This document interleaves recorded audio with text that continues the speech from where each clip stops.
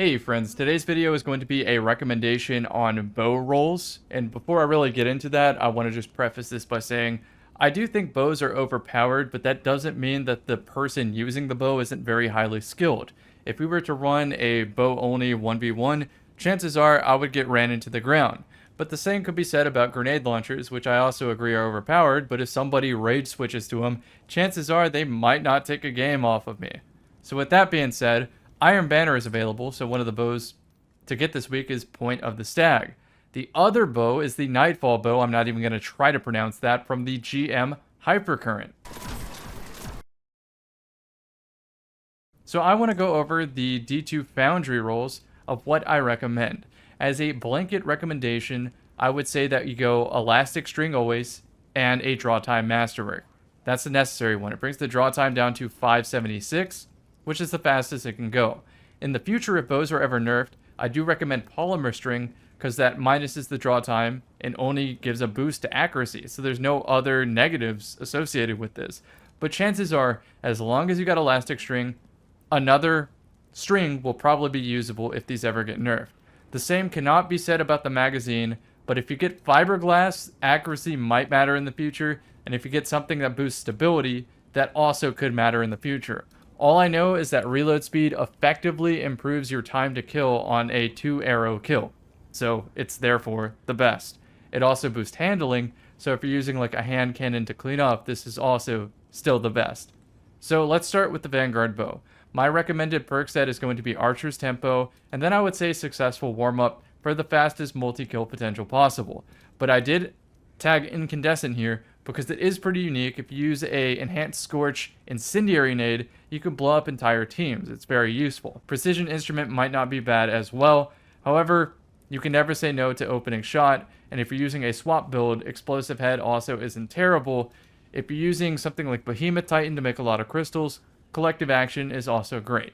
But if I had to give a general recommendation, it is going to start with Successful Warm-Up number 1 and Incandescent number 2. And if you don't land Archer's Tempo, I think Perfect Float taps into it having a high base airborne effectiveness, and that might also be good with the anti-flinch. Shoot to Loot does come up in a pinch situation, so that's also worth mentioning. Now let's move on to the Iron Banner bow. The perk that stands out is Swashbuckler for 1-taps, but there's no guarantee that if a future bow nerf hits, that this is going to be a guarantee. They could, for example, tie accuracy or draw time to the amount of damage dealt, so therefore you would probably have to get Swashbuckler with extremely low draw time to 1-tap.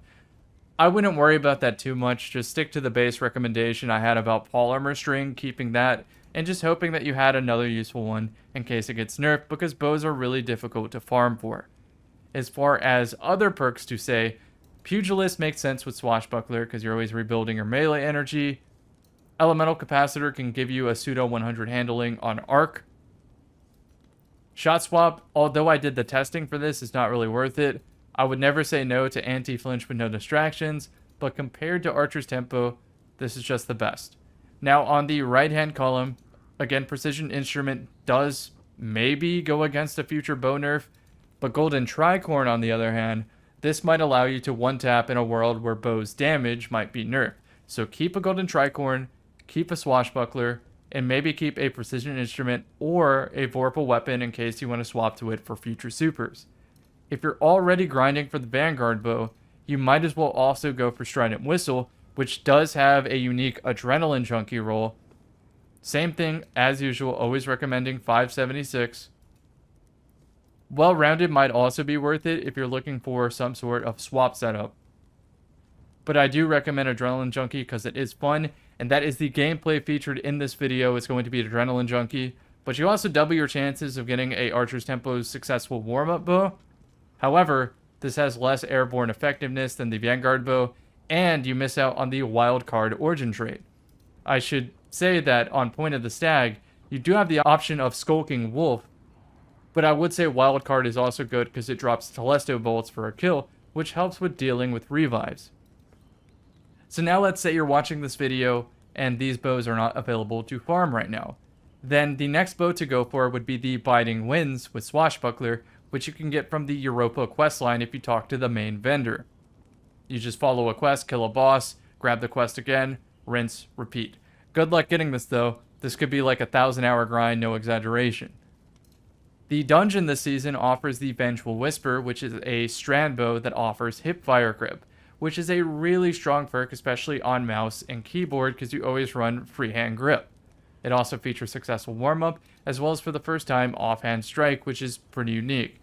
I would try this out, but ultimately you would probably land on successful warm up. Hatchling is nothing to throw away either, because if the threadling tags the opponent, you can probably finish them with a headshot to the bow. The origin trait doesn't really matter that much, but it could help with breaking barricades. This is available at any time, same as Biting Winds. If you want a consistent craftable bow, Under Your Skin is the best in the game because it has enhanced hipfire grip, which is better than normal hipfire grip by a noticeable margin, as well as Land Tank gives you resilience, which helps you with dealing with perhaps SMGs. So my recommended roll would be hipfire successful warm-up, and if bows ever take an accuracy/consistency hit, you recraft it for opening shot. I'm not going to pronounce this one either. This one, just go Archer's Tempo successful warm-up and you're going to be fine. I hope you enjoyed the bow gameplay. Today it's a Adrenaline Junkie setup with weaken magnetic nades, and I was trying to de-rust on controller because I'm starting to see a need for swapping to Point of the Stag anytime I play a triple hand cannon team.